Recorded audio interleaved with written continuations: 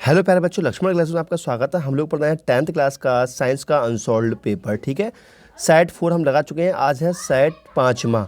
तो इसमें हम देखते हैं खंड का ये क्वेश्चन है। ठीक है, पहले आप क्वेश्चन पेपर देख लीजिए, उसके बाद सारों के आंसर हमने जो है लिख रखे हैं, आपके लिए दिखाएंगे आंसर। ठीक है, तो देखते हैं इन क्वेश्चंस को। ठीक है, ये क्वेश्चन आप लोग देख लीजिए, ये क्वेश्चन आप देख लीजिए, उसके बाद इसके आंसर अभी हम आपको दिखाने जा रहे हैं। चलो ये क्वेश्चन है, फटाफट आंसर देखते हैं अपने नोट्स में। तो देखो, पहला जो क्वेश्चन है, आर्सेनिक तत्व है, तो ये है उपधातु, निम्नलिखित में से प्रोपेन है। तो देखो यहाँ पे 3 कार्बन है, मेथ एथ प्रोप, तो ये हो जाएगा प्रोपेन। क्लियर। चलो अगले क्वेश्चन में चलते हैं। अगला क्वेश्चन है, निम्नलिखित अभिक्रिया किस प्रकार की है।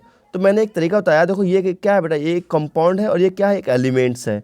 जब एक कंपाउंड्स होता है, एक एलिमेंट्स होता है, तब क्या होता है, तब डिस्प्लेस रिएक्शन होती है, तो ये कहलाएगी आपको डिस्प्लेसमेंट रिएक्शन अर्थात विस्थापन अभिक्रिया।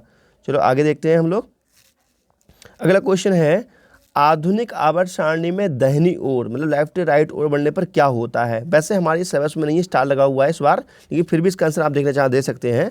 परमाणु त्रिज्या और धातु त्रिज्या दोनों ही घटती हैं, तो ऑप्शन ए सही हो जाएगा, लगाना चाहें आप तो। ठीक है, वैसे से कोई करने की जरूरत नहीं, सिलेबस में इस बार नहीं है। फिलहाल स्टार लगा के हमने लिखवा दिया था क्वेश्चन ये। अगला देखते हैं क्वेश्चन नंबर 12।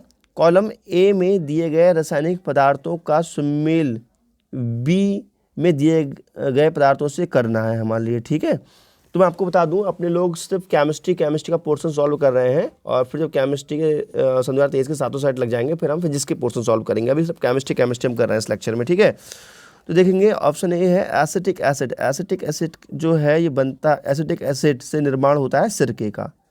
एसिटिक एसिड से क्या बनता है, सिरका बनता है। तो यहाँ पे फर्स्ट का थर्ड हो जाएगा। और सेकंड एथेनॉल, एथेनॉल से बनता है विकृत स्प्रिट। ठीक है, तो ये हो जाएगा सेकंड, मतलब फर्स्ट का थर्ड और सेकंड का फर्स्ट का थर्ड और सेकंड का सेकंड। तो ये देखो ऐसा कहीं है, तो देखो फर्स्ट का थर्ड और सेकंड का सेकंड, तो हमारा डी ऑप्शन यहाँ पे सही हो जाएगा। ठीक है, चलो आगे बढ़ते हैं।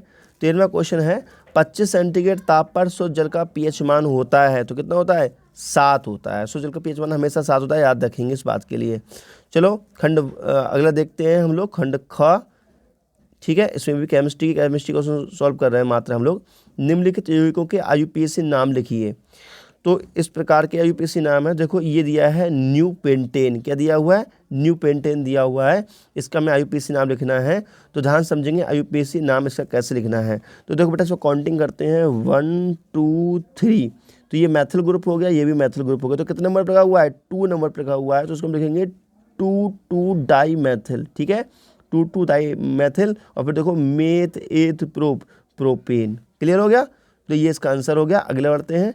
अगला जो क्वेश्चन है, secondary butyl alcohol. Secondary butyl alcohol की स्ट्रक्चर ये रही।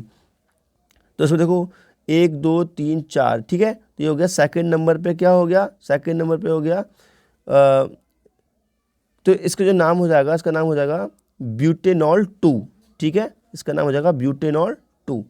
ठीक है, इसका नाम हो जाएगा ब्यूटेनॉल 2 हो जाएगा। ठीक है, क्योंकि ऑल जो ग्रुप है 2 नंबर पे लगा हुआ है, तो ब्यूटेनॉल 2 इसका नाम हो जाएगा। समझ में आई बात। चलो अगले हम चलते हैं, ब्यूटेनॉल 2। इसका हम देखते हैं, ये है ट्राइक्लोरो एसिटिक एसिड। इसका जो नाम हो जाएगा 2 ट्राइक्लोरो। ठीक है, क्योंकि जो काउंटिंग करेंगे ना, काउंटिंग हम इस प्रकार से करेंगे, मतलब इस साइड से करेंगे, क्योंकि 1 और 2। ठीक है, तो 2 नंबर पर लगा हुआ है, 1 2 3, तो 2 नंबर पे 2 ट्राइक्लोरो एथेन। ठीक है, मेथ और एथ। ठीक है, एथेनोइक एसिड। ठीक है, मैं दोबारा लिख देता हूँ, 2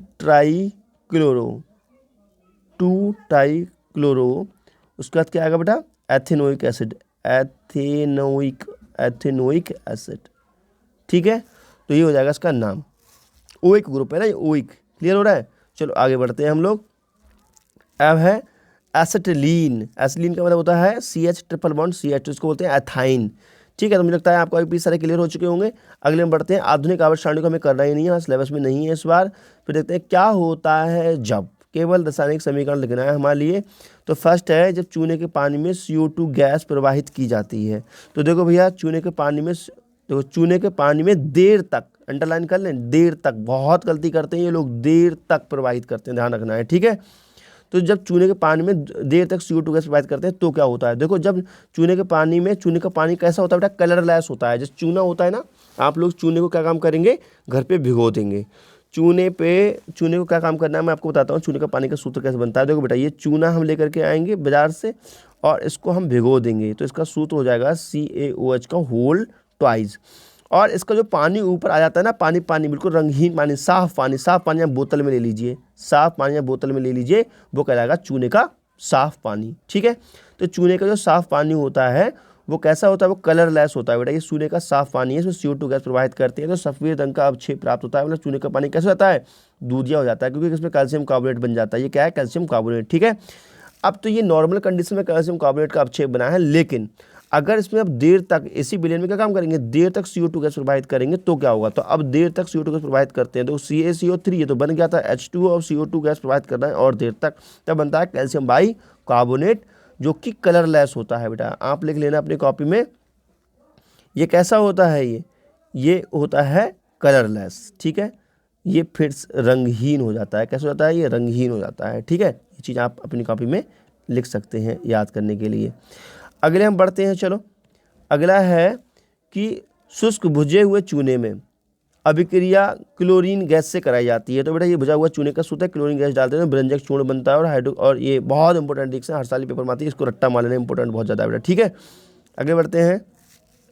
जिप्सम को गर्म किया जाता है तो क्या होता है, तो देखो हमारा जिप्सम का सूत्र है ये CaSO4 2H2O, ये क्या का सूत्र है, जिप्सम का। नीचे आप जिप्सम लिख लेंगे आप। और जब इसको हम हीट करते हैं 373 केल्विन पर, 373 केल्विन पर हीट करते हैं, तब ये बनता है प्लास्टर ऑफ पेरिस, POP बन जाता है, ठीक है ना। तो ये क्या का सूत्र है, ये है जिप्सम का सूत्र है, आप लोग इसके नीचे लिख लेना। चलो अगले बढ़ते हैं हम लोग। क्या होता है जब सोडियम धातु की क्रिया जल से कराते हैं, अरे भैया सोडियम डाल दो जल में तो NaOH बन जाएगा, क्षार की विलयन प्राप्त होगा और हाइड्रोजन गैस फुर्र हो जाएगी। धमाकेदार आवाज़ होती है, बड़ा मजा आता है इस पे एक्सपेरिमेंट में, ठीक है। अगले चलते हैं हम लोग। निम्नलिखित पर संक्षिप्त टिप्पणी दीजिए भर्जन और उभय अपघटन अभिक्रिया और संक्षारण पे। तो भर्जन क्या होता है, जब ऐश को बिना पिघलाए वायु की उपस्थिति में गर्म करते हैं, ठीक है। तो इस प्रक्रिया को हम क्या कहते हैं, भर्जन कहते हैं। तो जिंक ऑक्साइड है, ऑक्सीजन के साथ गर्म कर रहा है तो जिंक बनता है, ठीक है। क्या बनेगा, जिंक ऑक्साइड, क्या बनेगा बेटा, जिंक ऑक्साइड बनेगा और SO2 बन जाएगा। तो इसको हम क्या बोलेंगे, इसको हम बोलेंगे भर्जन, पूरी प्रक्रिया को, ठीक है। वायु की भरपूर मात्रा में गर्म करना ही भर्जन कहलाता है। अब है उभय अपघटन अभिक्रिया, वह अभिक्रिया जिसमें अभिकारकों के बीच आयनों का आदान प्रदान होता है, उभय अपघटन अभिक्रिया कहलाती है। तो ये उभय अपघटन अभिक्रिया का उदाहरण होगा, ठीक है। इसको डबल डिस्प्लेसमेंट भी कहते हैं। संक्षारण क्या होता है, जब धातुएं वायु और नमी के संपर्क में आती हैं तो वे हल्के हल्के खराब होने लगती हैं, इस घटना को हम संक्षारण कहते हैं। उदाहरण देखेंगे जैसे लोहे पर जंग लगना और चांदी के जेवरों पर या आभूषणों पर काले रंग की परत का चढ़ जाना।